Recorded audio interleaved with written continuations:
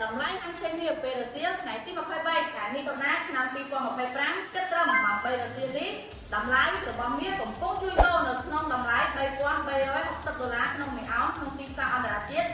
ឬ$4,048ក្នុងមួយតម្លឹងសម្រាប់ទីផ្សារប្រទេសកម្ពុជាមាសបានធ្លាក់ចុះ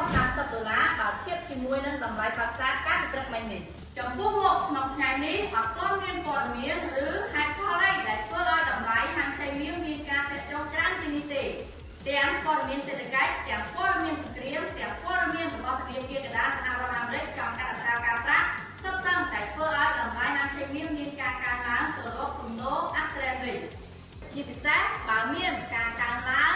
នៃភាពតានតឹងសង្គ្រាមពិភពលោកសម្រាប់ការជួញដូរនៅក្នុងថ្ងៃនេះបើមានធ្លាក់ចុះដល់តម្លៃ$3,345គឺល្អសម្រាប់ការទិញទាញយកផលចំណេញ